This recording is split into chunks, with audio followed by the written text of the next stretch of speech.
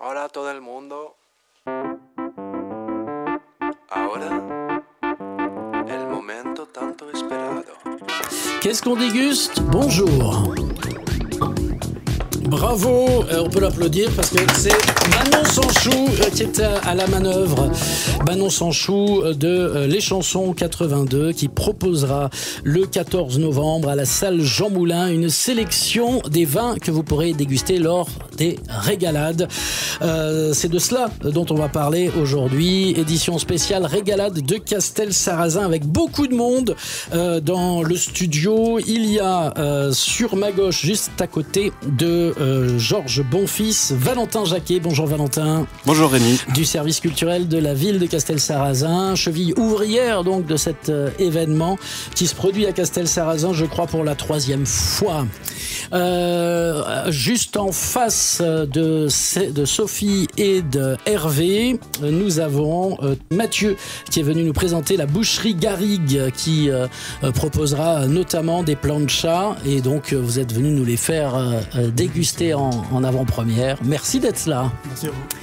Il y a juste sur votre gauche donc Sylvain Ducos, pardon. Tout à fait, bonjour Rémi. Membre de la brigade du goût du restaurant Le Calot. Le Calos, comment on dit ? Non, le Calot, oui. C'est Ducos, le Calot. On va y arriver. Vous nous direz pourquoi le restaurant s'appelle Le Calot, restaurant situé à Casemont-Denard dans le Tarn-et-Garonne. Tout à fait. Et vous participez en tant que membre de la brigade du goût à ces régalades. C'est un bel événement, oui. Sur votre gauche, il y a donc, j'ai tout mis dans le désordre, mais c'est Thomas Miclou du VNB de Caussade. Salut. Vous avez fait une cuvée spéciale pour l'occasion, hein, c'est ça? Oui, comme l'année dernière, là, on a refait une cuvée, alors 2 cuvées sur une blanche et une IPA pour les régalades. Bon, vous nous présenterez ça.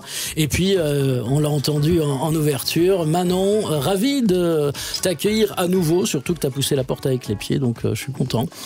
Bonjour Rémi, bonjour à tous. Qu'est-ce que tu vas nous faire déguster aujourd'hui? Là, c'est un des domaines que je vais proposer aux régalades, c'est le domaine de Termes, donc sur Haut-Villard. D'accord. Bon, Georges, une chronique sur le jazz? Chronique sur le jazz avec toujours des histoires qui tournent autour des musiciens. Là, aujourd'hui, j'ai choisi, c'est pas tout à fait du jazz, c'est du rhythm and blues, mais il s'agit d'Otis Redding. D'accord. Sophie, une chronique sur le monde... L'alimentation, on va dire. La grille et la lime. La grille et la lime. Et puis une surprise, Hervé. Oui, Hervé de retour. Moi, c'est donc une chronique sur la régalade, et plutôt boire à la régalade. Ok, ça marche. Eh ben, ça démarre comme ça, en musique, avec un artiste qui sera programmé ce vendredi soir au Rio Grande à Montauban. Ça fait longtemps qu'on n'a pas eu un concert de rock.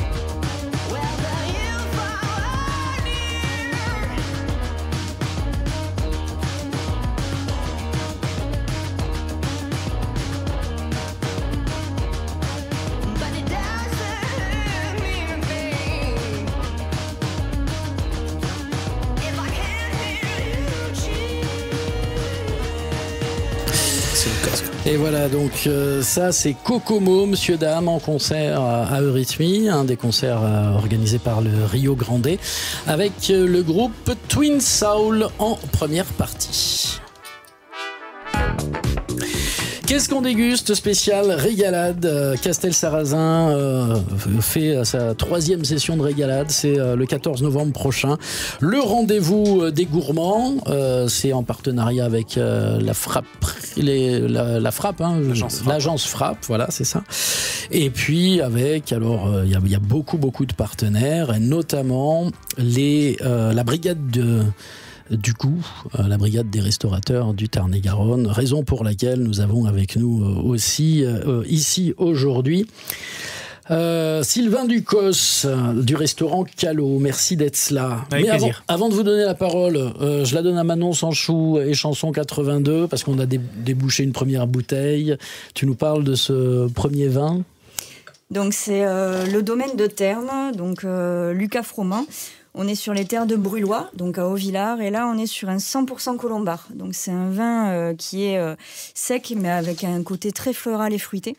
Donc qui pourra être parfait pour l'apéritif ou après pour les planches de charcuterie ou de fromage. On a une belle longueur en bouche et c'est vraiment un vin à découvrir et un cépage surtout à redécouvrir, qui est plutôt fait en Côte de Gascogne. Et là, on est vraiment sur un vin de grande qualité que je vous laisserai découvrir. Est-ce que tu as fait un choix particulier, une thématique particulière pour ces régalades? Alors là, oui, pour pouvoir aller avec le plus de mets possible. Donc là, il y aura le blanc sec, celui-ci. Il y aura également le vin blanc doux, parce qu'on a des amateurs. Le rouge, qui est sur le fruit, donc on pourra prendre autant sur l'apéritif qu'en mangeant. Et la petite nouveauté, ça sera le domaine Barreau. Donc je vais mettre une bulle cette année, parce que j'avais eu des demandes l'année dernière pour l'apéritif ou le repas. Donc là, on sera sur un gaillac méthode ancestrale. Donc en termes de bulles, on est à peu près comme du champagne, mais un petit peu plus léger. Et ça permettra de faire du local et le côté festif en plus. Ok, je reviens vers toi dans un moment. Tu nous rappelleras ce que c'est qu'est Chanson 82, ta petite entreprise castel-sarrazinoise. Et je donne la parole à Valentin Jacquet du service culturel de la ville de Castel-Sarrazin. 3e édition de ces régalades. C'est un succès attendu à la salle Jean Moulin. Est-ce qu'il y a des réservations déjà pour le 14 novembre ? Non seulement il y a des réservations, mais on ne prend plus de réservations, ce qui veut pas dire que les gens ne peuvent pas venir. Il restera de la place pour toutes les personnes qui voudront venir le 14 novembre, mais on ne prend plus de réservations. On avait mis 450 places en réservation de places assises. Elles ont toutes été prises. Assez rapidement, donc oui, c'est toujours un succès. C'est la 3e édition et c'est très attendu depuis septembre. On a les coups de téléphone de gens qui demandent à réserver une place. Voilà. Donc pas d'inquiétude, on ne met plus de places assises en réservation, mais il y aura on peut passer comme ça. Le concept des régalades, un after work sympa, mais ouais, avec beaucoup de monde quand même, hein, parce que la jauge elle est pas à 450, elle est plus à 800, non, il me semble. Hein. Ouais, on est à 900 en jauge, voilà. Ça fait 2 ans qu'on a à peu près 800, un petit peu plus de 800 personnes dans cette salle Jean Moulin. Le concept, on ouvre les portes à 18h. Voilà, il y a possibilité de faire un after work, sortir du travail, venir boire un verre entre collègues. Et puis, en fait, après, on est ouvert jusqu'à 1h du matin, en fait. Donc, on vient quand on veut. On vient pour boire un verre. On vient pour prendre une planche de charcuterie ou de fromage, on vient pour prendre un menu complet, juste un plat, juste un dessert. Chacun fait ce qu'il a envie dans cette soirée, il y a de quoi se régaler. Donc si on se fait un petit retour sur les 2 précédentes éditions, qu'est-ce qui a le plus matché, on va dire, pour les participants aux régalades de Castel-Sarrazin ? Alors, j'ai envie de dire un peu tout parce on s'est rendu compte qu'on accueille vraiment tout type de public en fait, c'est-à-dire que les gens viennent en famille, entre collègues. On a des personnes très jeunes, très âgées aussi, et voilà, tout le monde s'y retrouve. Donc tout le monde fait un peu sa soirée quand il a envie. Vient pour danser, vient pour manger, vient pour boire un verre.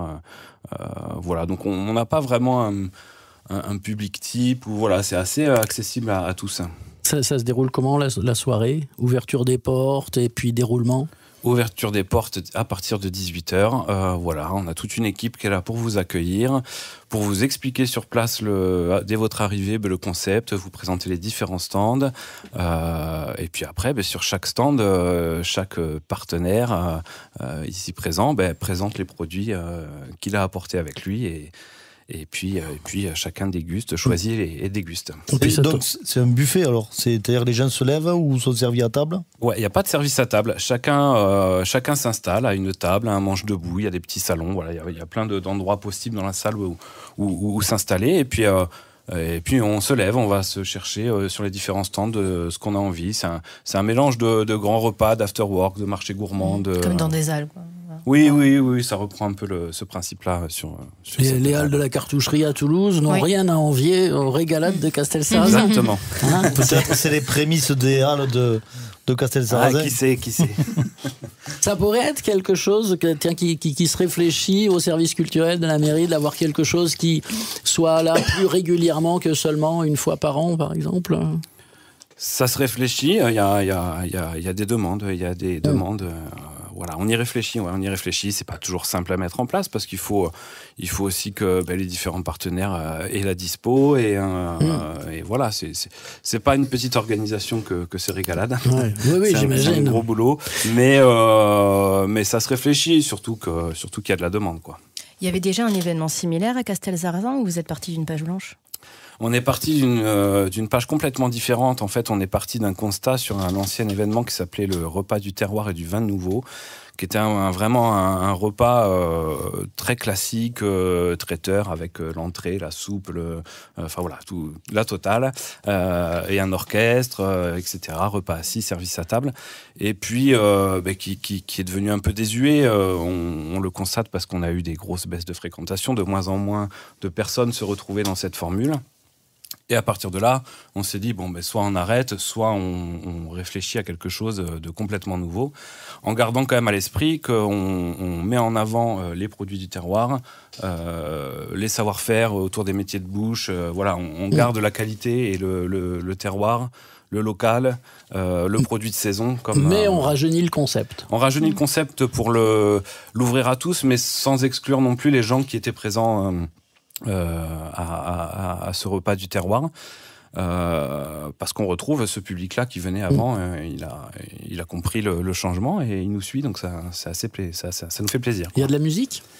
Ouais, il y a de la musique. On travaille pour le coup avec l'agence Frappe qui nous fait des propositions de DJ. Cette année, on change de DJ. Ils nous ont proposé Matt Mendes, qui est un super DJ qui a des très bonnes références à Biquet Plage à Leucate, résident au Stade Toulousain, un très très bon DJ. Et la chose importante, pour les gens qui nous écoutent, le coût, c'est quoi le coût? Les gens qui veulent venir, ils doivent payer combien? Les gens qui veulent venir viennent sans rien payer, c'est-à-dire que c'est une entrée libre, il n'y a pas de tarif d'entrée.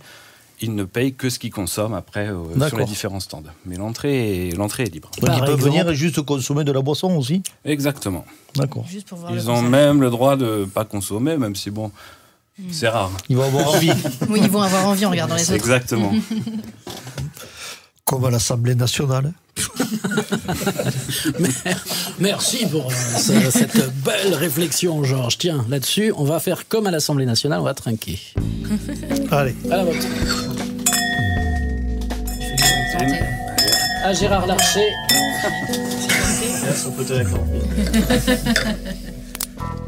Alors, qu'est-ce qu'on trouve au niveau du nez, Manon, vas-y. Un peu de citron, non ? Oui, on est sur les agrumes, donc ce qui va nous apporter de la fraîcheur. Citron, moi j'ai plutôt le pamplemousse, parce qu'il y a un côté un petit peu plus amer au nez. Et après en bouche, on le retrouve aussi, ce qui va donner cette légère acidité, mais avec le fruit derrière. Donc on est sur un blanc sec et fruité. Donc ce qui peut convenir au plus grand nombre et qui pourra, comme je l'ai dit tout à l'heure, aller sur l'apéritif et sur le repas des chefs ou les planches de charcuterie ou de fromage. D'accord. Le blanc sur la charcute, ça fait plus peur à personne maintenant. On a fait sauter tous les verrous. Le blanc sur le fromage, sur le poisson, bientôt le rouge sur les huîtres. Il faut être ouvert d'esprit. Et pourquoi pas, une syrah sur des huîtres, ça peut être agréable aussi. Un rouge frais, ça peut passer. Ouais. Un pixel loup, bien frais. Il ne faut rien se refuser. La bière fonctionne bien aussi sur les huîtres. Tout à fait. Au niveau de la bière, le VNB en parlera beaucoup mieux que moi. Mais c'est vrai qu'il y a de très belles choses. On va en parler dans quelques instants, juste après le jazz, mon cher Georges. Alors, Otis Redding. Alors aujourd'hui j'ai choisi, c'est pas tout à fait un musicien de jazz, c'est plus du rhythm and blues, mais c'est la musique black américaine et surtout quand même swingante et animée. Otis Redding a une courte carrière parce qu'il a commencé à 21 ans et il est mort à 26 ans, donc ça n'a pas duré très très longtemps. Il est mort dans un accident d'avion avec son avion personnel en rentrant chez lui avec l'orchestre Les Bar-Kays, qui était connu pour le titre Soulfinger, que tout le monde doit connaître. Et Otis Redding est venu d'une façon bizarre à la musique. Il était chauffeur de bus et il a amené des musiciens enregistrés dans un studio à... j'ai oublié la ville. Et le chanteur n'était pas présent. Il a dit, moi, je peux chanter. Donc, ils ont dit, pourquoi pas. Et c'est à partir de là que sa carrière a commencé. Le titre que nous allons connaître, nous allons écouter, il a été édité à titre posthume, c'est Dog of the Bay. Et ce morceau, la deuxième partie de ce morceau, est sifflée. C'est-à-dire que l'auteur a fait un premier refrain, mais n'avait pas fait le second. Et du coup, Otis Redding a sifflé la deuxième partie, ce qui a fait le succès de ce titre et qui est devenu le titre le plus vendu, le plus connu d'Otis Redding.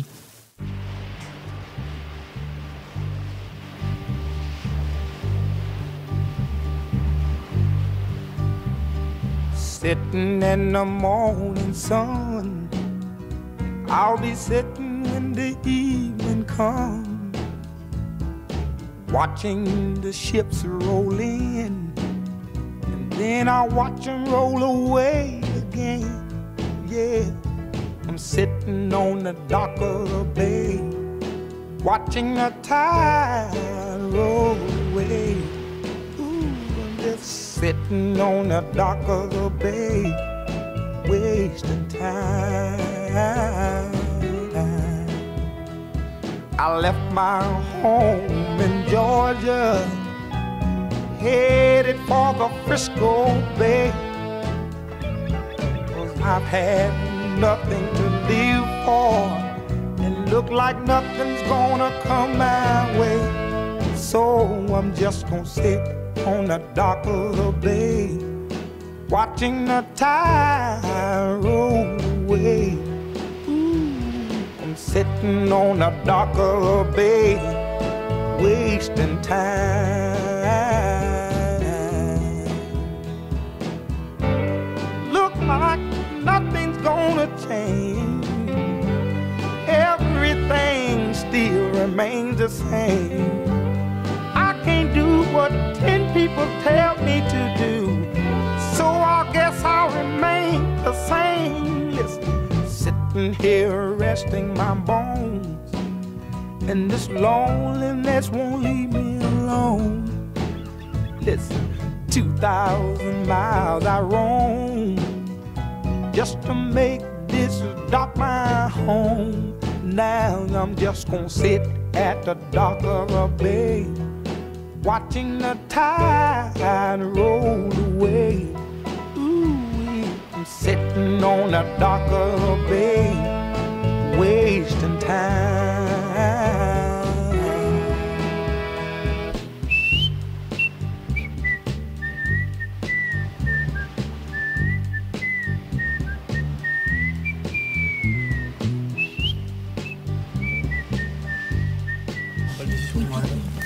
The Dog of the Bay, un beau titre d'Otis Redding qui a été diffusé après son décès dans un accident d'avion. On écoutera un autre titre un petit peu plus tard dans cette émission. Qu'est-ce qu'on déguste spécial régalade? Les régalades à Castelsarrasin, ce sera à la salle Jean Moulin à partir de 18h le vendredi 14 novembre. Donc en afterwork, s'il vous plaît, vous rencontrerez là Manon Sanchou des chansons 82 qui proposera donc quelques vins. On est en train d'en déguster du domaine de Terme, un blanc sec qui est plutôt cool. Il y aura également, on va faire sa connaissance tout à l'heure, Je vais y arriver, il faut que je le remette dans l'ordre, ce petit papier. Thomas Miclou de VNB, avec cette cuvée spéciale. Donc ça veut dire aussi qu'à VNB, vous fabriquez la bière Alors, chez VNB, on a notre propre brasserie qui est en Mayenne, qui fabrique. Et après, chaque magasin, on est un petit peu indépendant pour faire des collaborations avec d'autres brasseries. Là, c'est une collaboration avec une brasserie nouvelle qui est à côté de Colomiers, à Tournefeuille, si je dis pas de bêtises, la brasserie Isatis. Bon, c'est cool, donc ça veut dire aussi que c'est en local. Nous, on aime bien le consommer local, le circuit court. On fait connaissance là tout de suite avec Mathieu et Anthony de la boucherie Garrigue, qui proposeront donc des planchas ce vendredi. Exact, enfin, pas ce vendredi, mais vendredi 14 novembre. Voilà, charcuterie, une plancha charcuterie, une fromage. Voilà. Ouais. Donc, rapprochez-vous un petit peu de votre micro, s'il vous plaît, Mathieu. Vous avez une histoire assez particulière avec votre collègue Anthony.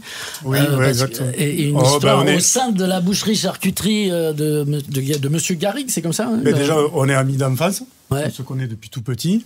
Et puis, on a commencé, on va dire, à 2 ans d'intervalle, notre apprentissage dans cette même boucherie qu'on a repris il y a 6 ans, maintenant. Voilà. Donc, ça fait, moi, à peu près 24-25 ans que je suis au même endroit, on va dire. Et voilà. Donnez-nous l'adresse. C'est 12 avenue Léon Brun, à Castel-Sarrazin. Ok. Voilà. Qu'est-ce qui fait la particularité de votre boucherie-charcuterie ? On va dire que c'est une petite boucherie, on pourrait dire presque familiale. On essaye de tendre vers le fait maison. Justement, je vous ai amené de la charcuterie qu'on fabrique, justement, entièrement. Donc, ça passe par la copa, le boudin, le pâté de campagne. Vous avez de la rosette, saucisse sèche. On fait de la saucisse sèche de foie, du chorizo aussi, maison. Voilà, tout ça. Les poitrines roulées, poitrines à l'ancienne, quoi. Voilà. On essaye d'en faire un maximum. Il y a même du magret sec aussi, je crois. J'en ai amené un petit peu. Et vous êtes que 2 pour faire tout ça ? Non, on est 5 bouchers et on a 2 apprentis. Voilà. Actuellement, voilà. Et tout se fait dans les locaux ? Vous avez plusieurs... Tout se fait dans les locaux. On a plusieurs espaces. La partie vente, évidemment.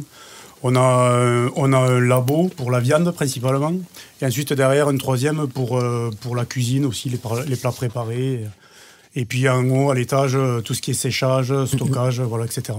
C'est pas commun de faire son apprentissage chez un boucher, charcutier, d'y rester et de reprendre la suite. C'est presque une carrière dans la même boucherie. Oui, c'est ça. Pour le moment, je sais pas quand ça va s'arrêter, mais pour le moment, c'est bien parti, on va dire. C'est quoi le secret finalement de ça, de cette réussite, quoi ? Je pense que c'est une bonne ambiance, puis quand on se sent bien à un endroit, et quand... Puis c'est peut-être notre ancien patron qui nous a inculqué ça aussi, je pense certainement. Donc ça y a fait un petit peu aussi cet esprit un peu bon vivant. Et de être fier, l'ancien patron. Oui, je pense, oui, bien sûr. Oui. Je pense que quand même, il en est content, quoi, bien sûr. C'était le but, quoi. C'était le but que ça continue comme ça, quoi. Et du coup, j'imagine la clientèle, elle n'a rien vu. Il n'y a pas eu de changement particulier. Il n'y a pas eu de changement, quoi, à part faire quelques travaux à la reprise, etc. Et d'essayer d'améliorer les choses, justement, quoi, de continuer. Vous avez amélioré quoi, par exemple, par rapport à avant ? Plus de fait maison, on va dire, ça c'est certain. Comme, je sais pas, moi, là, je vous ai parlé de tout ça. Il y avait beaucoup de choses qu'on ne fabriquait pas. Faire du jambon blanc, faire plus de plats traiteurs aussi, plats préparés. Voilà ce que les gens demandent, en fait, au final, c'est ce qu'on se rend compte. Si on veut qu'ils viennent vers nos petits commerces en centre-ville, qu'ils ne restent pas dans les zones, c'est un peu comme ça qu'on arrive à les attirer, quoi. Voilà, je pense. Les horaires d'ouverture, vous avez des horaires larges ? 8h, midi et demi, 15h, 19h. Voilà. Et le dimanche matin, c'est un peu plus réduit, 8h30, midi. Donc c'est suffisant, on va dire, le dimanche. Et une question qu'on peut se poser, que je me pose d'ailleurs, vous qui vous faites des produits maison, mais la matière première, c'est l'animal. Oui. Vous savez l'origine, vous allez le choisir sur pied ou... On travaille principalement avec Sazy à Caumont. Voilà. Donc moi, c'est mes voisins même, on va dire, puisque je suis de là. C'est un éleveur ? Éleveur, voilà. Donc, Sazy, le rugbyman. Et voilà, c'est un ami à moi. C'est le cousin d'Anthony, mon associé. Donc ça fait qu'on se connaît bien. Et puis voilà. Et puis le porc aussi. Bon, le porc, c'est du Lot-et-Garonne. Par contre, il y a peu d'élevage de porc aujourd'hui dans le Tarn-et-Garonne. Voilà, c'est la ferme de Cam. Je ne sais pas si vous connaissez. Anciennement Foncrose. Gérard. Voilà. Donc voilà, on essaye de continuer les circuits courts tant qu'on peut, quoi. Voilà, c'est bien. C'est ça. Je pense, c'est le principal. C'est une vraie volonté, c'est je sais pas un oui, choix, je pense que si un jour on n'arrive plus à avoir d'élevage dans le secteur, moi je me vois pas continuer ce métier, quoi. Si un jour on n'arrive plus à trouver du local, je pense que la difficulté pour les éleveurs aujourd'hui, c'est de trouver un abattoir, quoi, parce que c'est ça. L'abattoir à Castel a fermé. Donc il faut aller à Villefranche-de-Rouergue, je crois, ou à Rodez, je sais plus. Ça y vont à Auch. Ouais. Voilà, c'est pas les porcs chinois élevés dans les buildings. Ouais, voilà, non, voilà. Pour le moment, on n'en est pas là encore. Ouais, c'est ça, exactement, ouais. Et oui, et d'ailleurs, et Montauban aussi a fermé, hein, donc petit à petit, ouais. Ouvrir un abattoir maintenant, peut-être le deuxième. Ouais, là pour le moment, c'est pas trop. Du coup, pas trop mon secteur. Le 14 novembre, vous proposez, c'est la première année que vous c'est la première année, voilà. Que vous arrivez sur donc, les régalades. On est novices là-dessus. Vous y étiez allé boire un coup peut-être l'année dernière ou l'année d'avant? Et non, j'ai pas eu l'occasion de venir. Je vais me faire gronder peut-être. Pourtant, c'est pas loin de la boucherie. Mais bon, on va tout découvrir en même temps. Au moins, voilà, ça sera l'occasion. Voilà. D'accord. Donc, est-ce qu'il y a eu un cahier des charges? Est-ce qu'on vous dit, tiens, ou c'est vous qui proposez finalement ce que vous voulez au régalade? Ils nous ont parlé justement de la charcuterie, du fromage. On a parlé avec Lucie et Valentine. Donc, on est parti sur une planche charcuterie, une fromage. Comme ça, les gens peuvent choisir. Et je pense que là, c'est des planches qui peuvent se partager à 4 personnes sans problème, quoi. Voilà, avec mettre un petit peu de pain avec aussi. Voilà, un petit peu de crouton. Donc, je pense que ça va être sympa, quoi. Voilà. Oui, parce qu'on trouve du pain aussi dans votre boucherie charcuterie. Oui, depuis peu. Là, c'est vraiment depuis peu. Il s'est passé depuis qu'on en trouve plus trop. Voilà, depuis qu'on n'a plus de boulanger. C'est quoi comme pain ce sera le pain qu'on proposera. Oui, ce sera de la baguette classique. Voilà, juste passé au four. Voilà, un petit peu croustillante. Voilà. Ok, rendez-vous est pris vendredi 14 novembre. N'essayez pas de réserver une place assise, ce n'est plus possible. Les 400 premières places ont été vendues rapidement. Par contre, vous pouvez passer la porte sans problème. D'abord, il va y avoir un turnover. Les premiers arrivés qui se mettent à table dès 18h, il y en a, on en connaît. À 21h, ce serait bon. Ils rentreront chez eux. Après avoir enregistré des chiffres et des lettres, et vous pourrez vous asseoir à leur place. C'est ça le principe. On est en train de parler des régalades dans Qu'est-ce qu'on déguste. Fin de la première partie. On se retrouve pour la suite dans quelques instants.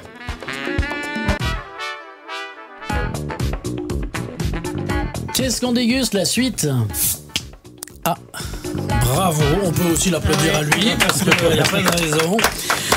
C'est Thomas Miclou du V&B de Castel-Sarrazin qui vient de décapsuler une cuvée spéciale faite pour l'occasion, pour les régalades de Castel-Sarrazin, le 14 novembre prochain. On peut peut-être en parler de suite de cette cuvée spéciale, si tu veux bien. Alors bien dans le micro, mets-toi bien en face. Pour les régalades, en gros, on a brassé 2 bières avec la brasserie Zatis à Tournefeuille. On a brassé une IPA dans un style un petit peu américain. Par rapport à l'année dernière, on a fait une IPA sur les fruits exotiques. Là, on a voulu repartir un peu sur la base des IPA, avoir une IPA plutôt bien amère, sur une amertume franche, un petit peu le côté résineux du houblon. Donc voilà, et après on a fait une deuxième recette, une bière blanche, pour avoir quelque chose d'un peu plus accessible pour les gens. Et on a fait une bière blanche sur des notes de citron romarin, où en gros sur le citron on a voulu jouer sur le côté acidulé du citron. Donc on a une bière un petit peu acide, et le romarin qui vient vraiment parfumer, mais de façon très légère. Parce que le romarin c'est quand même un petit peu particulier en dégustation sur une bière, donc voilà. Moi, je suis curieux de savoir comment on se dit, tiens, parce que c'est les régalades, je vais plutôt partir sur telle ou telle saveur.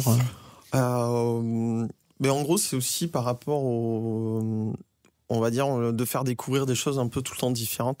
L'année dernière, on était par exemple parti sur une ambrée, sur un peu comme on approche de Noël. On avait fait un petit peu les épices sur des notes un peu cannelle. On avait fait de la cannelle, pain d'épices. Voilà, et là c'était l'idée de s'échanger, de montrer que dans le monde de la bière il y a plein de choses. Donc voilà, puis c'est un côté un peu parti pris pour changer. Ça fait combien de temps que vous êtes au V&B de Castel-Sarrazin? Le V&B de Castel, on l'a ouvert il y a 5 ans. en août 2020. Là, on a fait nos 5 ans donc, cette année, et puis ça se passe bien. Ouais. C'est un cap, 5 ans, ça veut dire que c'est consolidé. Souvent, on dit qu'il y a 3 ans, 5 ans. On verra quand ça sera encore plus long, mais l'idée, on va dire qu'on est sur une bonne voie. Après, il y a des années plus ou moins compliquées.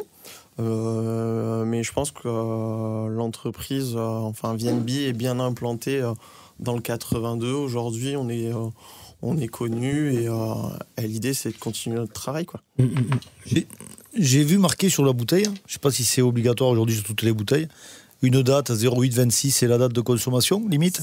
Oui, alors c'est les DLUO. Du coup, sur la bière, en fait, il y a des DLUO. Ça a toujours été marqué ? Toujours c'est marqué, la première fois que je le vois. Et, alors, souvent, donc, nous, elles ne sont pas pasteurisées. Donc, dans la bière, ça va avoir le même goût qu'une pression, en quelque sorte, parce qu'il y aura cette fraîcheur de la céréale, du houblon. Et alors qu'après, il y a beaucoup de bières qui sont pasteurisées. Et en gros, les DLUO classiques, on va dire, sur les blondes, on est aux alentours de 2 ans. 2-3 ans. Et nous, du coup, comme elle n'est pas pasteurisée, il y a un contrôle et c'est à peu près 1 an. Ok. Bon, voilà. Oui, puis là, l'idée, de toute manière, c'est qu'elles soient toutes vendues pour les régalades. L'idée, c'est une série limitée, les gars. C'est ça, on a des fûts pour les régalades. L'objectif, c'est qu'à la fin des régalades, on ait tout fini. Et puis, si c'est pas fini, on les mettra en pression au VNB.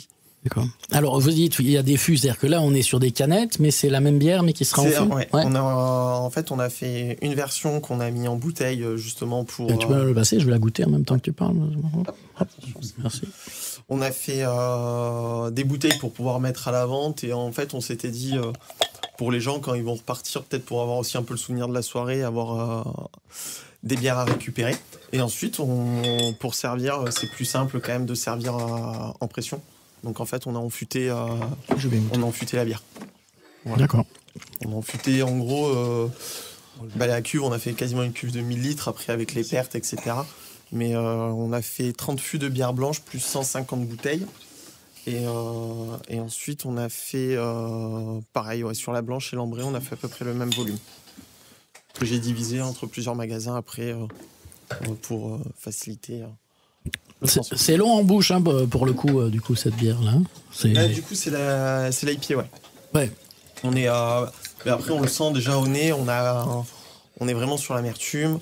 Et pareil, en bouche, on va être sur l'amertume. On va avoir un peu aussi le côté céréales torréfié qui va donner un peu cette couleur légèrement ambrée aussi qu'on a dessus. Je la trouve vraiment très bonne. Voilà. Elle aurait été un poil un peu plus fraîche, ça aurait été pas mal. Voilà, bon, désolé.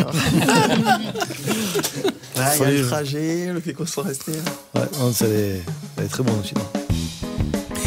Vous écoutez CFM, c'est Qu'est-ce qu'on déguste, spécial régalade de Castelsarrasin. Vendredi 14 novembre, à partir de 18h, à la salle Jean Moulin, en partenariat avec la Brigade du Goût. Je ne sais pas si Sylvain Ducos, donc du restaurant Calo de je cherche le Casse-Mondenard. Le Casse-Mondenard fait partie de la Brigade du Goût depuis longtemps. Non, moi j'ai intégré la Brigade du Goût il y a 1 an et demi. Bon, je la connaissais déjà d'avant avec Gilles Casamuro de la Cave d'Hélice qui a participé à la Brigade du Goût pendant des années. Mais j'y suis rentré, voilà, je suis un des derniers arrivés avec Cédric aussi du restaurant Perpète, voilà. Tout récemment. Donc le restaurant Calo à Casse-Mondenard. Ouais, le Calo, ouais. Le Calo. Qu'est-ce que ça veut dire ? Et en cuisine, on a un chapeau qui s'appelle le Calo souvent. Et en traiteur, j'avais déjà le chapeau que j'ai sur la tête, c'est-à-dire que j'ai toujours eu un chapeau. C'était une reconnaissance de certains de mes clients qui, quand ils me croisaient, m'appelaient le traiteur au chapeau. Donc il y a eu une réflexion autour de ce nom. Le Calo de cuisine, ça éloté, ça faisait pas très joli. Du coup, on a un peu rendu contemporain le nom, en fait. Il y a un verlan un peu local pour le travail qu'on essaye de faire aussi au quotidien. D'accord. Et tout à l'heure, on parlait de kalos, et j'ai appris dernièrement qu'en grec, ça existait. Le kalos, ça existe en grec, donc bon, ça rajoute une anecdote de plus dans la terminologie. Et ça veut dire quoi, kalos en grec ? Bon, dans le sens bonté, pas dans le sens esthétique. C'est pas mal. Donc voilà, c'était voilà. À l'heure d'aujourd'hui, ça colle assez, je pense, à un restaurant et au plaisir qu'on peut prendre au restaurant, quoi. Et alors, depuis quand vous avez ouvert le Calo à Casamondonard ? Là, ça fait 2 ans et demi. Ouais. Voilà. C'est toujours étonnant. Moi, je me dis, il y avait déjà un restaurant qui existait. Vous reprenez une affaire ou non, c'est un lieu qui, a 30 ans, marchait très bien. C'était les parents de Bernard Bache qui avaient monté ça avec l'hôtel. Donc, le Puy Saint-Jacques qui avait été étoilé. Et ses parents avaient fait tourner ça très bien. Ça faisait une 15aine d'années où il y avait plusieurs personnes qui passaient avec différents projets Voilà, moi, il y a 2 ans et demi, j'avais un côté traiteur je faisais beaucoup de traiteurs surtout à domicile. Il me fallait un peu de retombées parce que j'avais pris des événements un peu plus gros. Et en fait, voilà, c'est des rencontres qui font que je suis arrivé là et pourquoi pas. D'accord. Et du coup, à Casemont-Denard, le resto, ça se remplit aussi bien que quand on est, je sais pas, à Toulouse ou dans une c'est grande comme ville. ailleurs, les gens quand ils veulent sortir, ils sont obligés de faire de la route à l'heure d'aujourd'hui. Donc moi, autour de Cazes, sur 30 km, il n'y a pas vraiment de grosse ville. Il faut faire Montauban, Cahors. Donc quoi qu'il arrive, c'est 30 minutes. Donc les gens font facilement de 45, 1 heure de route s'ils veulent aller se faire un restaurant un peu sympa ou qui essaient de travailler, en tout cas du local. Donc les gens font quoi qu'il arrive 45 minutes, 1 heure de route. C'est facile chez nous de se garer, il n'y a pas d'embouteillage. On n'est pas très embêtés, voilà, à part les chevreuils et les sangliers, mais voilà, du coup on va pas être embêtés par le trajet, donc les gens le font sans problème. Et vos spécialités, il y a quelque chose qui ressort de votre Moi, je cuisine? travaille un peu à l'ancienne, donc je travaille aussi beaucoup les abats. Le riz de veau, la joue de bœuf, la tête de veau. Je suis formé en pâtisserie, donc on fait toute la pâtisserie maison. Je fais des charcuteries aussi, parce que j'ai aussi une armoire de séchage. Donc le magret, le filet de bœuf, fait mignon. Là, j'ai des jambons qui ont commencé. Avec, voilà, je prends aussi du porc local, de l'agneau local, à pièce entière. Ça, c'est une des particularités. C'est-à-dire que je rentre des agneaux entiers, donc pendant 15 jours, on a de l'agneau à manger, parce que voilà, mais il y a les différentes pièces. Les canards entiers aussi, qui sont travaillés de A à Z. Donc ça fait du boulot, mais bon, c'est le plaisir de faire tous ces produits, quoi. Vous avez une grosse équipe avec vous? En cuisine, on est 2. Ah oui, mais une après, grosse équipe. on se limite à 40 couverts, donc voilà, l'idée c'est de limiter. Je pourrais avoir un plus grand espace dedans, je préfère 80 couverts assis si je voulais serrer. C'est pas le but c'est de pouvoir continuer à travailler mes producteurs locaux aussi sur des pièces entières. Devoir diversifier, c'est pas ce qui m'intéresse. Et après en salle, j'ai 3 personnes, donc ils sont toujours 2 en service. Et le prix moyen chez vous, c'est quoi? Un ticket moyen, oui. On est à 40 €. D'accord. Donc on est des gens qui vraiment font une sortie restaurant pour se faire plaisir midi ou soir. Et une carte des vins, pardon? Oui, une carte des vins avec une partie locale, une partie un peu plus hétéroclite. Voilà, petit à petit, on étoffe au fur et à mesure des rencontres et des dégustations. Une carte des vins qui ne s'arrête pas. Moi, j'ai pas de carte, ni de vin, enfin, j'ai une carte de vin, mais qu'on imprime nous, donc on change comme on veut. J'ai pas une carte fixe, c'est une ardoise, donc ce qui permet de travailler ou de saison ou de producteur. Voilà. Il y a, fin de semaine, il n'y a plus, on change. Une garniture, c'est jamais des appellations fixes, parce que les produits bougent, les quantités bougent, donc voilà. Produits de saison, quoi. On s'adapte. Donc les clients s'adaptent aussi. C'est bien. Et qu'est-ce que tu nous as apporté du coup? Là, pour continuer dans l'idée du saison et du local, on a une petite tartelette avec un sablé. Dedans, au milieu, il y a un fromage frais de chèvre de la ferme de la Cosse, donc à côté de chez moi, à Casemont-Denard. Et magret séché, saumon fumé maison. Et à côté, un petit condiment betterave. Parce que souvent, on oublie que dans les produits de saison, il y a la betterave, le pané, les choses comme ça, où on a peur, mais travailler différemment, les gens l'apprécient. Et après, un dessert autour de la pomme. Donc, il y a une pomme confite qui est cachée avec une petite mousse cacao pour trancher, des pommes vertes. Voilà, pareil, local. Les pommes sont de Casemont-Denard. Donc, la productrice vient boire le café le matin, elle me livre en même temps. Donc, voilà, ça, c'est agréable. Et ta formation, tu as travaillé toujours dans la restauration? J'ai fait des études avant autres et je suis arrivé dans la restauration tardivement à 23 ans. Autre, c'est quoi? Mathématiques. D'accord. Il me sert à l'heure d'aujourd'hui et je pense qu'à l'heure d'aujourd'hui, gérer une entreprise, c'est... ça permet de bien faire les notes. C'est ça. Est-ce que tu peux nous faire goûter du coup? Parce que je vois qu'il y a des choses qui sont là-bas, vas-y, on voit.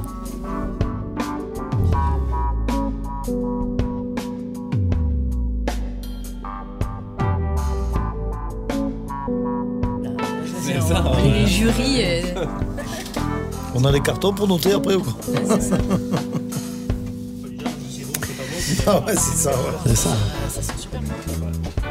En tout cas, c'est beau. C'est très beau. Déjà, c'est beau. C'est très très beau. Ce qu'il y a dans l'assiette.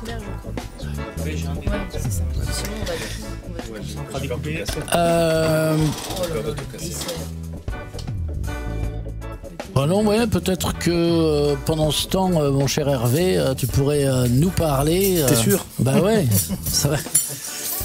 Alors, sans la démonstration, on a dit. On pourra le faire quand même aussi après, pour essayer. Donc moi, je voulais essayer de trouver quelque chose par rapport à la régalade. Donc la régalade qui correspond au départ au fait d'avoir un plaisir gastronomique, mais on peut boire à la régalade. Alors boire à la régalade, j'ai trouvé un poète français du fin 19e qui a écrit une petite anecdote sur boire à la régalade. Donc c'est Auguste Marin. Donc je les ai vus assis en rond sous les grands chênes autour d'un feu de branches faire leur repas du matin. Tout en causant de leurs travaux, ils mangeaient de savoureuses châtaignes, des pommes de terre tirées de la cendre et buvaient à la régalade le vin nouveau du terroir. En le faisant tomber du goulot, la tête renversée, la bouteille levée, comme un ray de soleil qui gougloute dans le gosier. Alors, comme c'est écrit ici, boire à la régalade, c'est tout simplement boire la tête en arrière, en tenant le goulot du récipient, légèrement éloigné, sans toucher les lèvres. Ce qui permet de faire un jet de la boisson donc, qui est dans le récipient. Et ça tombe donc directement dans le gosier. En fait, c'est comme si on buvait un peu à la paille. Donc ça permet de limiter un peu la boisson. Et l'avantage surtout de ce principe-là, c'est qu'on peut boire sans verre. C'est-à-dire qu'on peut être tout à fait dans un lieu convivial, partagé et pouvoir boire avec un récipient. Alors là, j'ai amené un récipient qui s'appelle un porron. C'est plutôt une spécialité catalane, donc qui permet, lors d'une soirée, bien sûr de ne pas avoir de verre, donc ça limite déjà la vaisselle. Et surtout, donc en général, c'est plutôt pour boire du vin. Donc en fait, ça permet de lever, il faut lever le coude, mais là, le lever assez haut, pencher la tête en arrière et faire tomber le liquide, donc le vin, directement dans le gosier. Alors je vous avoue que la première fois que je l'ai testé, il vaut mieux avoir un t-shirt qui soit un peu ancien ou une chemise pas très blanche, mais c'est plutôt très très sympa parce qu'on partage et on peut passer du temps avec une bouteille et en fait on boit moins rapidement quoi. Donc je vous ai ramené ici donc le porron en question et ce que je vous propose c'est le long de l'émission, on met un peu de vin dedans et puis chacun le teste comme il veut. Alors j'ai même amené un tablier, comme ça si au cas où vous avez peur de vous salir, on pourra l'essayer avec un tablier. Alors, les bergers catalans le font avec des gourdes de peau avec lesquelles ils boivent. Oui, mais à l'origine c'était des gourdes de peau. Mais le porron en fait c'est arrivé après, puisqu'avec le verre, l'avantage c'est que pour la conservation, pour boire, dans le récipient en peau, là c'est plus joli pour mettre sur la table aussi également que d'avoir. Le récipient en peau permet aux bergers de pouvoir accompagner leur repas d'un petit peu de vin et de se désaltérer dans les montagnes. Et alors, pour la petite histoire, il y avait des concours dans les bistrots catalans de ce porron, là où à la fin des repas, puisque l'idée c'est de tendre le bras le plus loin possible pour faire tomber le jet directement dans la bouche, et les anciens arrivaient à faire tomber, mettons, le jet sur le front, et avec les rides, le vin coulait le long des rides pour arriver, sans en mettre une goutte à côté, jusque dans la bouche. C'est ça. Et oui. Je l'ai vu ça moi quand j'étais enfant. Oh, on en voit des choses. Mais on va mettre du vin tout à l'heure pour le tester. Tout à l'heure alors.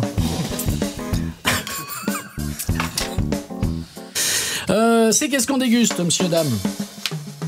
Si vous prenez le train en marche, vous dites qu'est-ce qui est en train de se passer. Hervé vient de nous parler de boire à la régalade. Je suis pas sûr que du côté de Castelsarrasin et du service culturel, vous aviez cette référence quand vous avez trouvé le nom des régalades de Castelsarrasin. Vous mettez des porrons sur la table. Boire comme ça. Ouais, le ménage va pas être simple après dans la salle Jean Moulin, mais on pourrait essayer. Non, on n'avait pas la référence. Cette idée de nom les régalades, elle nous est venue de longues discussions avec un partenaire de cet événement depuis le début, qui est l'agence Frappe, avec qui on a travaillé le concept. On a beaucoup échangé sur le concept, et puis sur le nom, et puis sur la charte graphique. Donc c'est un partenaire important de cet événement pour nous, et au même titre que la Brigade du Goût, puisque c'est parti vraiment de ces rencontres-là qu'on a créé tout ça, puisque... Des jeunes dynamiques qui n'en veulent. La Brigade du Goût, vous êtes combien maintenant, Anthony? Pas Sylvain. du tout. Sylvain. Maintenant on est 8. On est 8. Après on a pas mal de partenaires de métiers de bouche. La difficulté alors d'aujourd'hui, c'est de trouver des gens qui font du fait maison, un travail local, qui ont encore du temps à donner du temps. Je pense que c'est la difficulté alors d'aujourd'hui de toute association, c'est de pouvoir regrouper autour de temps aussi, au-delà des valeurs. Et je pense que c'est la plus grosse difficulté. Mais des fois, un petit nombre, on arrive quand même encore à faire des choses et à répondre à des projets qui sont plutôt sympas pour nous. En tout cas, tant qu'on est porté par ça, il n'y a pas de raison. J'allais vous demander qu'est-ce qui pousse, on sait ce que c'est, la difficulté d'entreprendre, d'avoir un resto, de faire traiteur en même temps, donc il faut avoir des journées un peu de 45 heures. Qu'est-ce qui vous pousse à vous rajouter la Brigade du Goût, par exemple? Les rencontres. Moi, l'échange avec d'autres professionnels. Le problème, c'est que nous, on est tous dans notre coin. Comme vous dites, les semaines sont longues et les journées chargées. Le problème, c'est qu'on n'arrive plus après à réfléchir, même pour des échanges de soirées, de concepts, de recettes, de partenaires, de fournisseurs. Moi, aujourd'hui, j'ai pas le temps d'aller voir des agriculteurs pour dire voilà, je travaille des bêtes entières. Donc, au fur et à mesure de soirée, des fois, on fait des rencontres qui nous permettent de faire d'autres rencontres. Et c'est un cercle vertueux, en tout cas pour nous au quotidien. C'est vraiment l'échange avec l'extérieur, quoi. Sinon, on est enfermé dans 4 mètres carrés et puis on y reste, quoi. D'accord. Alors le 14, vous présentez. Alors on a notre goûteuse professionnelle Sophie. C'est délicieux, j'ai plus de mots. C'est super bon. C'est sur l'entrée. C'est un régal l'entrée. Hein. Qu'est-ce que c'est que tu es en train de goûter? Là c'est le saumon avec le magret, la sauce betterave et dans un petit croquant tout. Oui, c'est un sablé avec du fromage style parmesan. Et donc, comment ça se passe? Vous présentez un menu complet pour les régalades? Voilà, il y a une proposition. On est 6 chefs à venir sur place avec 2 entrées, 2 plats et 2 desserts différents qu'on choisit au moment où on vient choisir. Tout est basé bien sûr sur des produits locaux. Donc, on va travailler autour de la noisette. Il va y avoir de la volaille locale, des champignons de Deux-Pantales. Voilà, il y a tous les produits qu'on peut essayer de trouver au quotidien avec nos producteurs. Donc là, les dernières recettes sont en train de s'affiner encore, le temps de finir de boire pour pouvoir coordonner tout. Mais ouais, parce qu'il y a une cuisine là-bas. Il faut que tout soit prêt quand vous arrivez. Voilà, il faut que tout soit prêt. C'est-à-dire que là, on est en mode traiteur. La veille, avant-veille, on fait des préparations et sur place, on va assembler, dresser. En fait, comme les personnes vont venir choisir et venir chercher au moment, on dressera les assiettes au fur et à mesure au moment afin que les personnes aient les assiettes le plus frais possible ou le plus chaud possible pour les plats chauds. Et donc, chacun viendra à son rythme prendre l'entrée, le plat ou le dessert en fonction de ce qu'il a choisi. Allez, je goûte. J'y vais, je goûte. T'as pas quelque chose à dire? C'est 10 sur 10. On va dire pour Top Chef. Non, franchement, c'est super bien équilibré. En tout cas, l'entrée, c'est très très bon, vraiment. En fait, moi, je dis souvent, je pense que comme dans tous les métiers de bouche, si on prend de saison, il y a le métier, il y a l'agrément d'assaisonnement, bien sûr, mais déjà, tous les produits de saison sont censés se marier entre eux. Sinon, ils n'aiment pas être ensemble. Donc après, c'est à nous de ramener ce qui permet cet équilibre, en tout cas, un peu de sortir de l'ordinaire. Attends, je rince mon verre là. Ah, attends, parce que les auditeurs ils comprennent pas, mais je vais leur mettre un peu la musique de la dégustation. La musique de la dégustation, c'est celle-ci. Voilà. C'est pour pas vous laisser tout seul de l'autre côté du poste. C'est impossible à manger. J'ai le pour rendre ici, si tu veux, Rémi. Ici, c'est possible.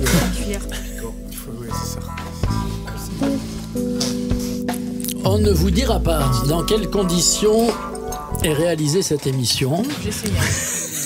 Mais c'est particulier, comme voilà. On est sur quoi, Manon, là? Dis-moi. Alors là, on est sur le deuxième vin qui sera présenté, donc toujours le domaine de Terne avec Lucas Froment.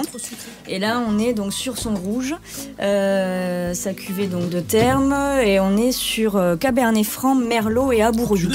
Abouriou, c'est un cépage ancien du Sud-Ouest. Ouais. Et là, on est donc on est sur un vin rouge, sur le fruit, la fraîcheur, très sympa. Au nez, on va avoir la framboise, la groseille.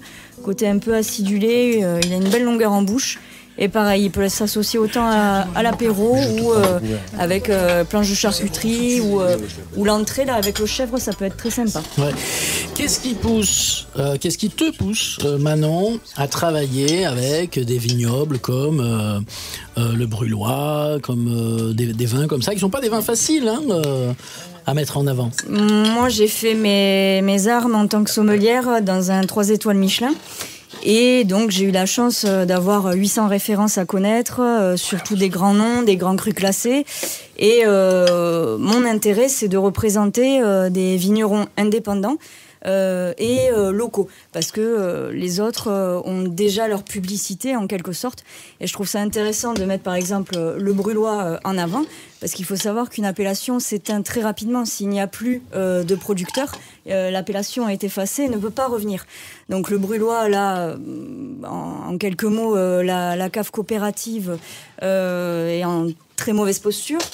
Donc si elle ferme, il y aura toujours les quelques vignerons indépendants.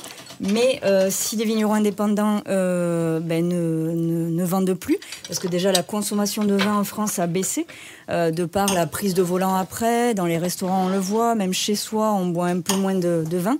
Donc c'est important de les mettre en avant et de les faire perdurer, parce que c'est des produits de qualité, et il faut savoir qu'un vigneron n'est jamais riche. Comme dans tout, les fûts de chêne ont pris une flambée au niveau des prix. les bouteilles, tout, mais on ne peut pas répercuter sur le vin. Vous ne pouvez pas passer d'une bouteille à 6 € comme celui-ci, à 8 € l'année d'après ou 2 ans après, parce qu'il y a eu des augmentations. Donc, le vigneron va baisser sa marge, mais par contre, voilà, c'est à nous à faire l'effort consommateur de continuer à consommer local et, si possible, pas en supermarché. Voilà.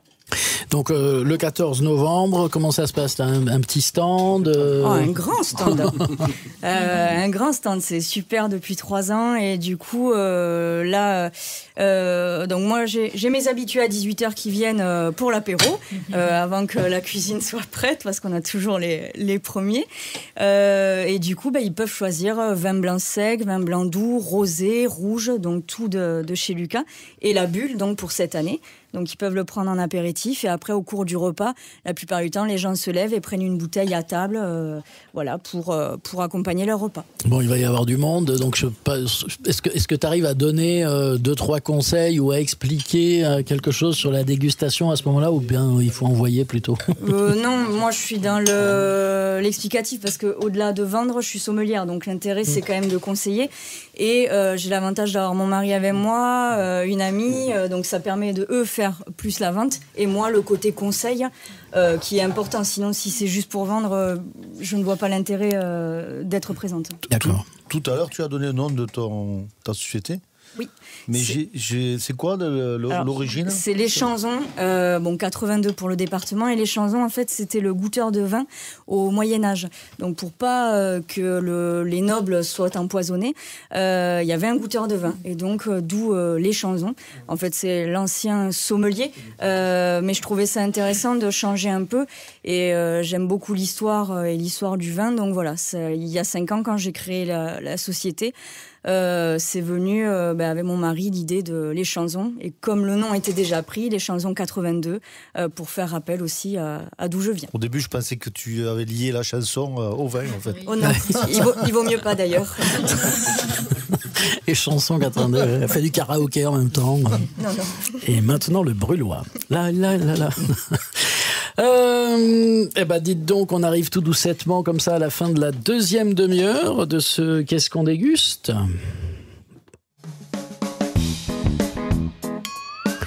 Et c'est peut-être l'heure de redonner un peu le prix. Combien ça va coûter d'aller à la soirée des régalades? Rien, moi j'ai compris. Ça va rien coûter, Valentin Jacquet. Ça ne coûte rien de venir, effectivement. Mais après non, après, en fait, il y a les planches apéritives de la boucherie Garrigue qui sont à 15 €, que ce soit charcuterie ou fromage. Pour ce qui est de la partie restauration par la Brigade du Goût, ils proposent une formule 28 €, entrée, plat, dessert. Le café offert même, et le pain. Mais après, il est tout à fait possible de prendre juste un plat, juste une entrée, juste un dessert. Donc c'est 8, 15 et 7. Voilà. 8 l'entrée, 15 le plat et 7 le ça. dessert. Juste pour le dessert. C'est ça. En fait, il y aura plusieurs desserts. Il y aura plusieurs restaurateurs, si j'ai bien compris. Alors en fait, chacun va proposer un produit, ou alors il y a entrée, plat, dessert, c'est le même? Non, on refait ça juste en l'ouverture de la dernière demi-heure. Pas de souci. Hein ?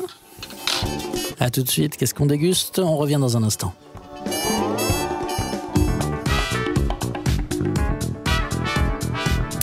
Qu'est-ce qu'on déguste ? La suite. Et voilà, c'est ça. On est très vite plus à son affaire dans cette émission. Merci, Georges, d'assurer le jingle de ce Qu'est-ce qu'on déguste spécial régalade de Castel-Sarrazin. Donc 14 novembre à 18h, salle Jean Moulin.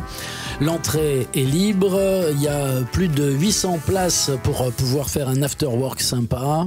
Donc vous irez rencontrer là les chefs présents de la Brigade du Goût. Il y en a certains, ils y seront pas tous parce qu'ils sont nombreux maintenant à la Brigade du Goût, mais voilà, il y a quelques chefs qui seront là, dont Sylvain Ducos du restaurant Le Calot à Casemont-Denard. On va continuer d'en parler.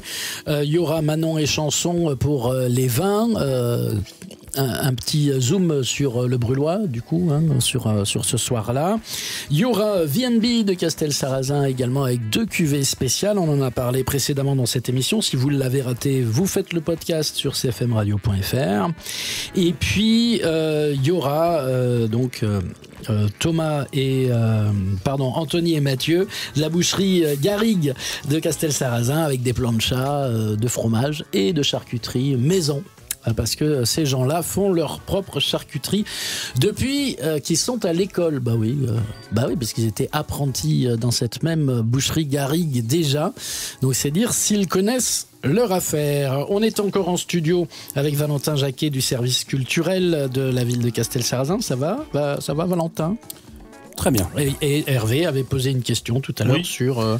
Je demandais en fait, il y a plusieurs personnes dans la brigade du goût, plusieurs restaurateurs. Et au niveau des repas, comment ça se passe ? Chacun fait une entrée, l'autre le plat, l'autre le dessert, ou chacun fait son plat et son dessert et son entrée, comment ça se passe ?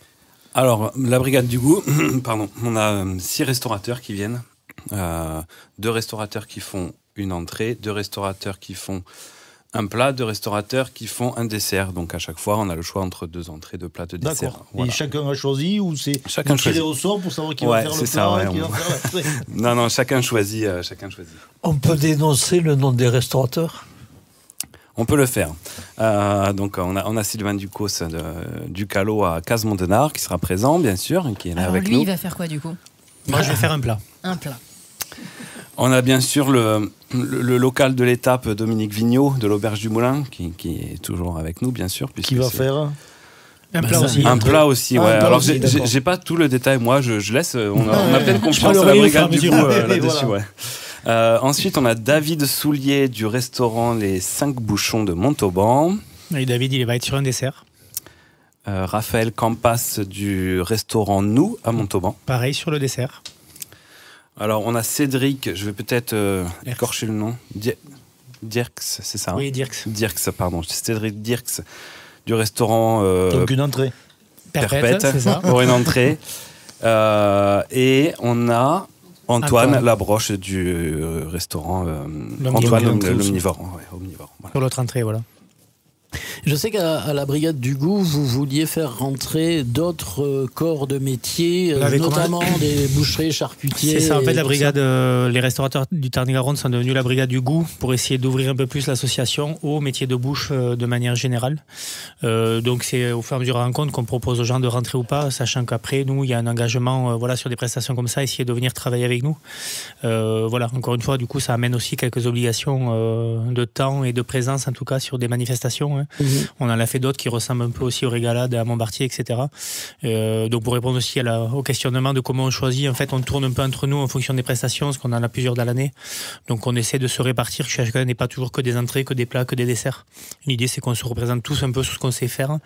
Celui qui n'est pas adepte du dessert va pas en faire parce que c'est pas le but de se mettre à mal, mais au contraire de pouvoir amener dans lequel on est le mieux et le plus à l'aise. Et par contre la brigade du goût, elle a été créée, je suppose, pour créer une cohésion déjà entre vous.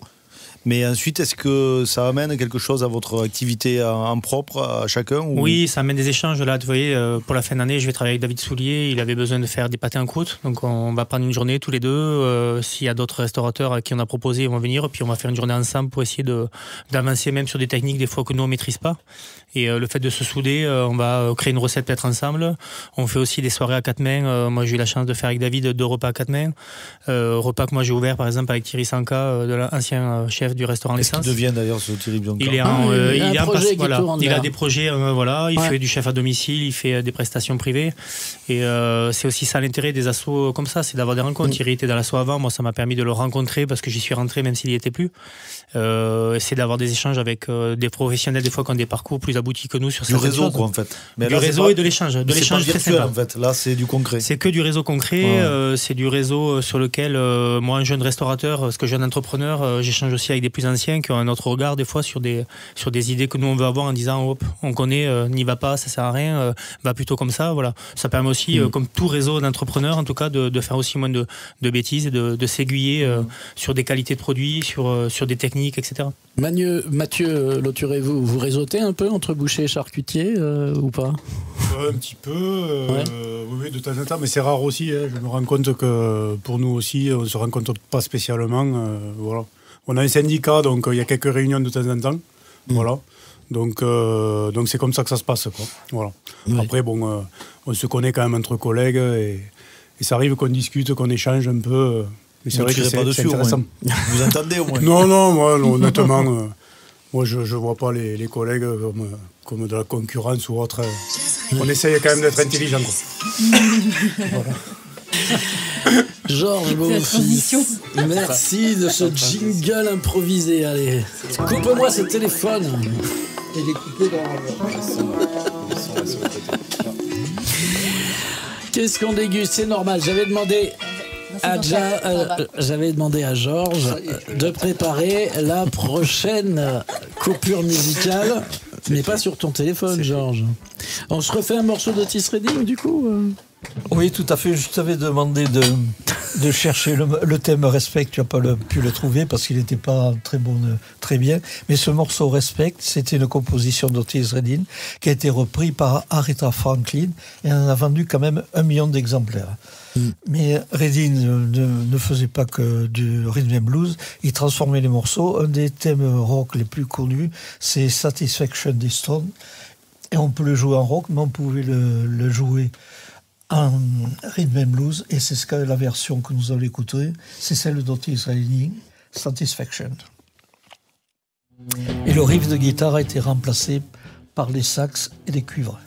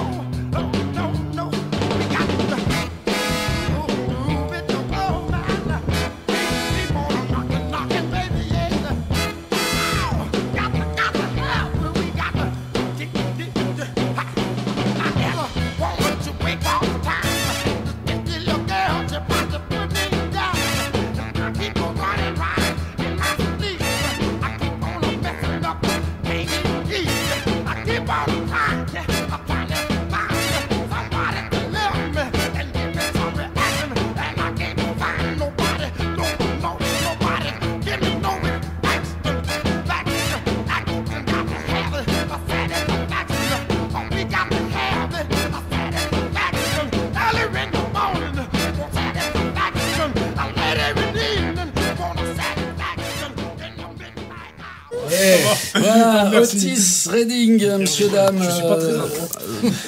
Le morceau des Stones, Satisfaction, revisité par Otis Redding, version Rhythm and Blues.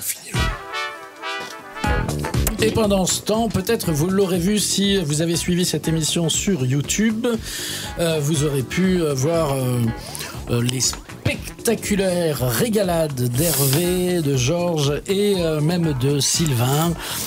C'est Sylvain qui a le mieux réussi, oui, je trouve, cette régalade, c'est-à-dire cette boire sans toucher le goulot. Au poron. Il a le poron d'or, en fait, Sylvain. Ouais, mais c'est intéressant. Hein? Voilà une idée de concours à faire au Régalade le vendredi. Oui, c'est vrai. Une soirée de régalade. Ça, bon, après, il faut passer la serpillière, hein, parce que ça va se passer à Castelsarrasin. C'est le rendez-vous des gourmands. Et évidemment, il va y avoir du monde attendu. Ouverture des portes 18h, hein, c'est ça, Sylvain Valentin, pardon. 18h, ouais, 18h. Et après, on a toute la soirée jusqu'à environ 1h du matin. Voilà, on aura juste un petit mot peut-être aussi sur le DJ Matt Mendes qui sera là cette année, voilà, qui nous a été proposé par l'agence Frappe et qui est un DJ quand même très reconnu avec des très bonnes références. On est très heureux de l'accueillir cette année et voilà, et c'est une soirée où le DJ en général adapte un peu son set aux différents publics présents parce qu'il en faut pour tout le monde dans cette soirée. Il y aura du musette pour DJ accordéon et tout. On lui demandera, mais je suis pas certain quand même. Je suis pas certain. Bon, le gouvernement se démène pour faire un budget en ce moment, et même un budget de la sécurité sociale. Et toi, tu as une solution, Sophie? Non, j'ai pas une solution. C'est des pistes qui sont proposées dans certaines régions, et c'est sur un point sur lequel je voulais parler avec vous. On parle de régalade, de produits locaux, de consommer en tout cas local et directement chez le producteur. Alors j'ai voulu faire une petite chronique sur ce qu'on appelle la sécurité sociale alimentaire. Je ne sais pas si vous avez déjà entendu le concept. Je vois un oui à côté de moi. Alors pour recontextualité, on se projette en 2020. Covid, à cette époque, tout le monde voulait acheter local, tout semblait magnifique. Il y avait près d'une ferme sur 4 qui vendait en circuit court. C'est un chiffre qui est toujours en hausse. La moitié est notamment labellisée en agriculture biologique. Mais attention, il ne faut pas confondre deux mots. C'est circuit court et le local. C'est deux choses différentes. Circuit court, il y a un intermédiaire, mais l'intermédiaire, il peut venir de l'autre bout de la France. Le local assure par contre vraiment cette notion de proximité, et donc on comprend quelle est l'origine du produit. Pourtant, ce sont ces deux critères qui comptent pour nous, les consommateurs. Donc l'idéal, on va dire, c'est d'avoir un circuit court de proximité. C'est vraiment le mode de consommation, on va dire, le plus vertueux. Alors je suis allée chercher une étude chez l'Institut Camtar, un baromètre de 2024, qui disait que 67% des Français achètent au moins une fois par mois un produit en circuit court. À chaque fois, il y a quand même plusieurs freins. Déjà, il faut que les produits soient accessibles sur la région. C'est sûr que des fraises au nord de la France, c'est peut-être un peu moins courant. Il y a la notion du prix, toujours, et la transparence sur les marges. Savoir qui gagne quoi au final, c'est souvent un mystère. Alors les contestations agricoles de ces dernières années ont permis en tout cas de renforcer la volonté chez les Français de consommer local, de consommer du Made in France. Alors bon, il y a toujours Donald Trump dans le champ de vision qui vient renforcer tout ça. Il y a aussi les dernières récentes actualités avec Chine qui, on l'espère, vont plutôt pousser les consommateurs à acheter local. Mais comment faire? Comment encourager une alimentation qui soit plus saine, plus locale et plus équitable? Alors il y a une piste qui a été mise en place qui s'appelle la carte vitale de l'alimentation. Donc l'objectif, c'est comme une carte vitale, une carte sociale de la sécurité sociale, mais cette fois-ci, au lieu de rembourser les médicaments, on viendrait subventionner une alimentation locale et saine. Donc le principe, c'est 150 € par mois et par personne qui permettrait à chaque consommateur d'acheter des produits sains, durables et locaux qui seraient préalablement identifiés. Donc là, on peut débattre d'ailleurs sur qu'est-ce qu'un produit local, sain et durable, mais mis à part ce débat-là, l'objectif, ce serait de plutôt mieux manger pour éviter d'avoir à trop se soigner, parce qu'on sait bien qu'une mauvaise alimentation, c'est l'obésité, le diabète, le cancer, des maladies cardiovasculaires.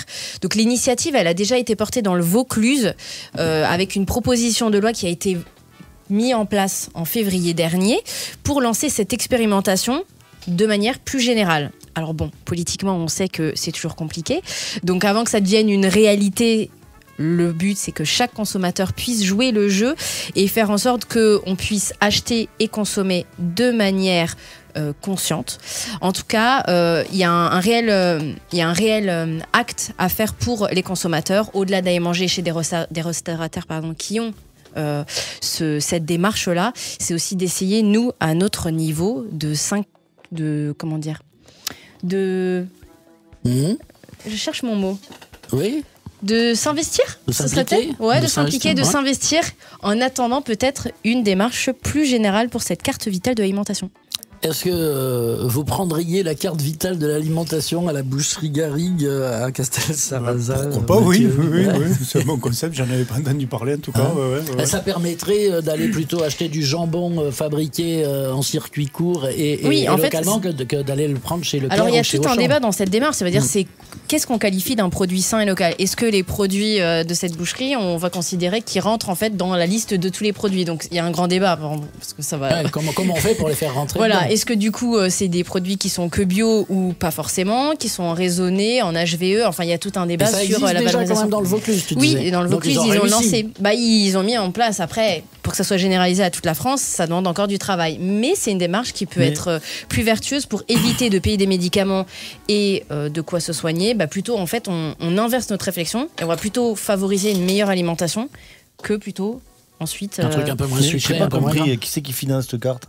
J'ai pas compris. Alors du coup l'objectif ce serait que ça soit l'État qui le fait. En fait le problème aujourd'hui c'est que notre budget de la santé est énorme et on sait très bien qu'il y a un trou dans la sécurité sociale. En fait, on dépense moins après. Voilà, effectivement. Au d'accord. lieu de faire prévenir, vaut mieux prévenir que guérir. Au Calo, vous prenez pas la carte vitale encore? Malheureusement, il y en a beaucoup qui nous le demandent.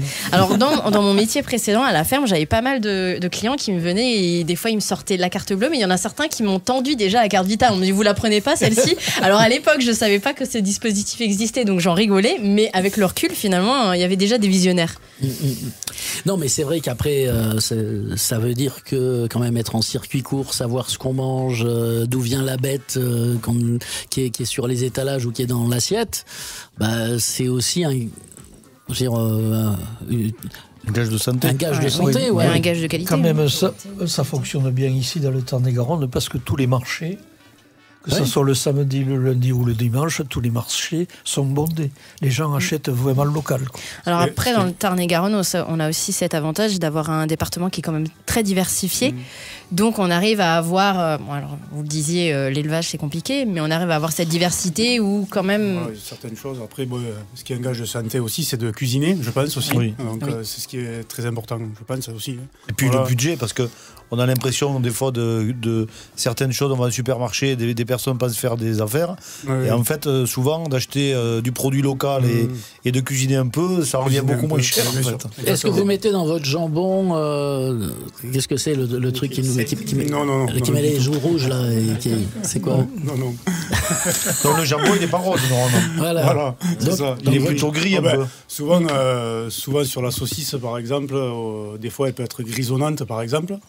Et c'est vrai que c'est un gage presque de qualité parce qu'au final, il vaut mieux qu'elle soit un peu grise que trop rosée. C'est sûr. C'est la même chose sur les pommes. Il vaut mieux qu'elles soient un peu piquées, un peu abîmées que toute lisse. Du coup, est-ce que ces produits-là, par exemple ces saucisses qui sont moins rosées, il y a moins de produits dedans, de conservation? Du coup, il faut les manger plus vite aussi, moins les conserver au frigo peut-être? C'est plus compliqué. S'il y a des conservateurs, oui. Ceux qui mettent des conservateurs peuvent la garder plus longtemps, je suppose. Après, oui, ça s'altère plus rapidement. Oui.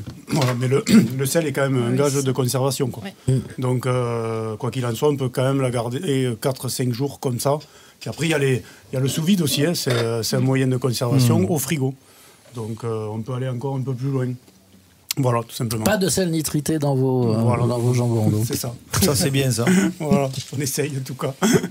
Mais après, il faut changer aussi la mentalité des gens, quoi. C'est ça qui est plus compliqué. Oui, il y a le visuel beaucoup. Parce que le visuel, beaucoup de gens achètent parce qu'ils voient un jambon bien rosé, bien beau. Ils se disent c'est top. Et en fait, souvent, il y a beaucoup de produits qui fait arriver le produit à ce stade-là, en fait. Des produits chimiques ou des... C'est un peu les supermarchés qui ont lancé ça à une époque. Qu'est-ce qu'il y a dans le bouillon de votre jambon? En fait, c'est une saumure à la base. Là, c'est une saumure, donc il faut on les saumure avec une aiguille, en fait, c'est ça. Et il faut faire une saumure avec du laurier, du sel, évidemment, c'est ce qui est logique, quoi. Voilà, et puis d'autres épices. Voilà, Et pour le jambon blanc? Oui, mais c'est ça, c'est pour le jambon blanc. Après, tout ce qui est salaison comme les copas, c'est super simple, c'est du gros sel pendant, selon le morceau, 3, 4 jours, 5 jours, ça dépend. Voilà. Et un peu de poivre. Un ami, il faisait le jambon blanc en le faisant cuire dans un bouillon avec de la paille. Vous connaissez cette Là, recette? je ne connais pas du tout. C'est ce qu'on appelait les jambons cuits au torchon un peu. C'était vraiment les jambons cuits et non pas les jambons blancs. Le jambon blanc, c'est saumuré. Le jambon cuit, ça va être dans un bouillon. On n'est pas sur le même produit tout à fait. Souvent, on peut le confondre. J'apprends quelque chose. Un jambon cuit n'est pas un jambon blanc. Il est cuit. Donc souvent, dans un bouillon, c'est du jambon cuit sur lequel le sel nitrité, on arrive à garder du coup cette couleur faussement rose pour faire croire à des choses. Mais un jambon blanc est un jambon saumuré, point. Après, on arrive sur du bouillon quand on a un jambon cuit, les jambons de Paris cuits, etc. Mais c'est un jambon cuit. Ce n'est pas un jambon blanc. Je croyais que le jambon blanc, c'était un jambon cuit. Et on apprend tous les jours. En termes de contrôle, au niveau hygiène, quand vous avez des contrôles, est-ce qu'ils n'imposent pas des fois de mettre tel ou tel produit chimique Est-ce que le fait justement de respecter, de ne pas mettre certains produits pour la conservation, il n'y a pas de problème après? Non, mais c'est une question. Non, du tout. Bon, ils sont regardants sur la traçabilité, sur toutes ces choses-là. Bon, l'hygiène, comme vous dites. Mais après, pour le moment, on n'est pas imposé là-dessus. De mettre certains produits pour la conservation. Il n'y a pas d'obligation. Non, il n'y en a pas. Enfin, moi, du moins. Non, mais c'est bien. Alors, écoutez, monsieur Mathieu Lauturé, il n'y a pas assez de 432 dans votre jambon. Non, mais je sais pas, il pourrait y avoir certains produits qui soient imposés par rapport pour retarder une date de péremption derrière. Oui. Bon, c'est surtout si on veut aller chercher plus loin sur les dates, justement. Oui, voilà. Là, il faut peut-être mettre quelque chose, mais là-dessus, non. Allez, il nous reste encore quelques minutes pour faire un peu le teasing de ces régalades. Je vais vous demander à chacun et chacune de me dire ce que vous allez faire, la petite phrase, on va dire le petit pitch d'ascenseur de ce que vous allez faire vendredi 14 novembre à la salle Jean Moulin. Je la sens dans les starting blocks. Alors évidemment, c'est Manon qui démarre. Donc ça sera avec grand plaisir de vous retrouver donc le 14 novembre, vendredi prochain en régalade.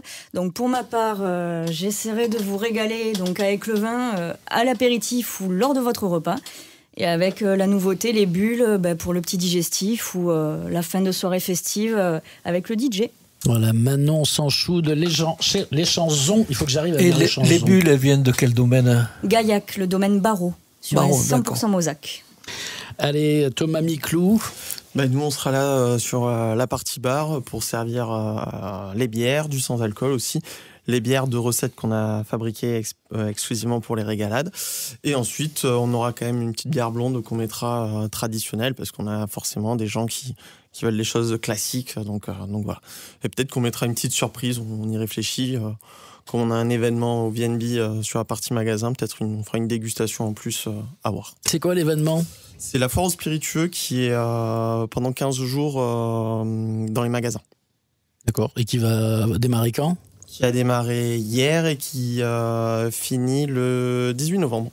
Ok, qu'on se le dise, le pitch d'ascenseur continue avec Sylvain Ducos du restaurant Callot à Casemont-Denard. Oui, nous on sera 6 brigadiers pour essayer de mettre en valeur les produits locaux, un peu de technique, un peu de goût et on va essayer de vous régaler dans ces régalades.